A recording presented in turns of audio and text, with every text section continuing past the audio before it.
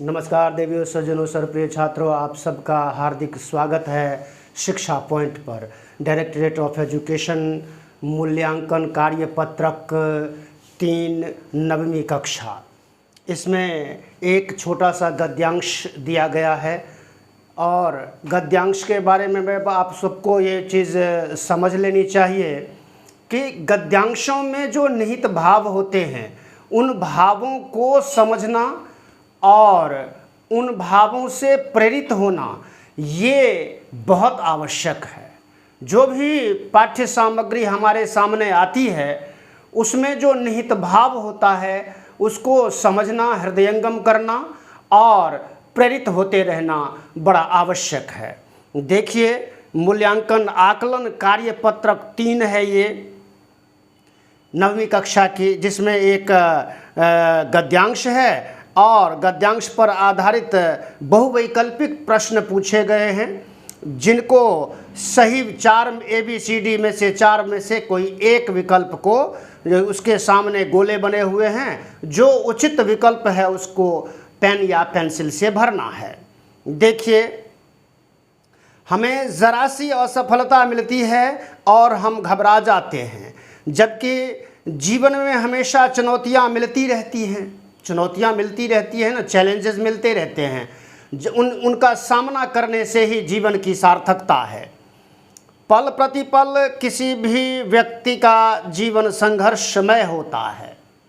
किसी भी व्यक्ति का जीवन अगर उठा करके देखिए तो जीवन के अंदर ना चुनौतियाँ हैं, संघर्ष हैं, कठिनाइयाँ हैं, उन सब का सामना हमें ही करना है। जो संघर्ष से निकल कर आता है वह एक सुखद परिणाम पाता है। क्या बात है! जब संघर्ष पूर्ण जीवन होता है और जब सफलता मिलती है तो वह अच्छा परिणाम कहा जाता है। उसे हमेशा अपने कार्य करते समय लगता है कि वह अवश्य सफल होगा। अगर ऐसा नहीं होता तो दशरथ माझी जैसा व्यक्ति पहाड़ का सीना नहीं चीर पाता। उनकी पत्नी का देहांत सिर्फ इसलिए हो गया कि वह इतने लंबे चौड़े रास्ते से अपनी पत्नी को इलाज के लिए अस्पताल नहीं ले जा पाए। उन्होंने प्रकृति तक को चुनौती दे दी और पहाड़ का सीना चीर कर रास्ता बना दिया।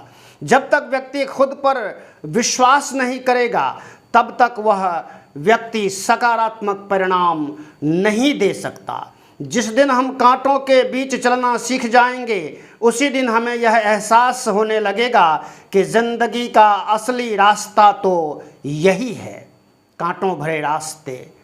जब तक हमारी ज़िंदगी में चुनौती नहीं होगी और उस चुनौती को हम स्वीकार नहीं करेंगे तब तक हम हारने, जीतने, गिरने की बात अपने जीवन में नहीं होने देंगे।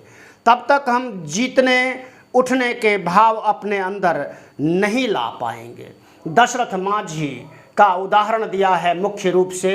इसका मतलब ये, दशरथ माझी एक झारखंड के रहने वाले थे और इतिहास पुरुष हैं। उन्होंने पहाड़ को चीर करके रास्ता बनाने का काम शुरू किया था। लोग पागल कहने लगे थे। क्यों रास्ता बनाने की बात क्यों सूझी? क्योंकि पत्नी का देहांत सिर्फ इसलिए हो गया कि रास्ते में हॉस्पिटल और घर के बीच जो पहाड़ था उसको घूम करके जाने में बहुत देर लगती थी। पत्नी का देहांत हो गया, समय से अस्पताल नहीं पहुंच पाए। मन में ठान लिया कि इस पहाड़ को चीर करके मुझे रास्ता बनाना है और उन्होंने वो कर दिखाया जो असंभव सा कार्य था। तो ये एक जज्बा होता है। कांटों से भरी ज़िंदगी है, ज़िंदगी में बहुत कठिनाइयाँ हैं, चुनौतियाँ हैं, उनका सामना करना ही होता है, तभी हम सफल होते हैं और जीवन में कुछ अच्छा कार्य कर सकते हैं। आइए देखते हैं प्रश्नों के उत्तर।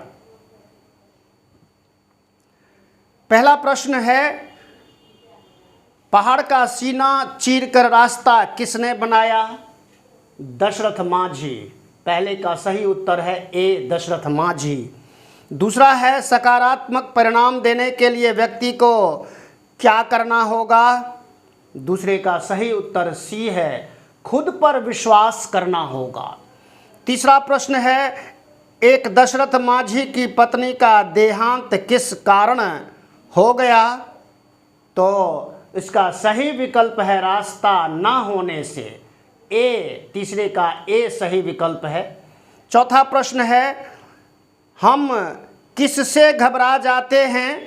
तो चौथे प्रश्न का सही उत्तर सी है, असफलता से। असफल होते हैं तो घबराहट मन में होती ही है, उस घबराहट को दूर करना होता है। पांचवा प्रश्न है, असफल शब्द का विलोम शब्द होगा। विलोम यानी कि विपरीतार्थक शब्द। इसका सही विकल्प ए है, सफल। असफल का विलोम शब्द सफल है। उसके बाद प्रतिपल शब्द में उपसर्ग और मूल शब्द अलग अलग होंगे।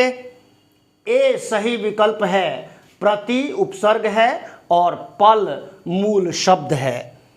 सातवां प्रश्न है, मृत्यु शब्द का अर्थ इनमें से होगा। सही अर्थ होगा सी, देहांत। इसके पश्चात है, पहाड़ शब्द का समानार्थी शब्द होगा। सी, पर्वत। आठवां प्रश्न है, इन शब्दों में से तत्सम शब्द चुनकर लिखिए। ए सही विकल्प है, संघर्ष।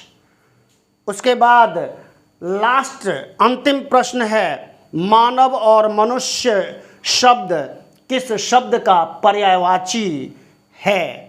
तो इसका सही विकल्प है ए, आदमी।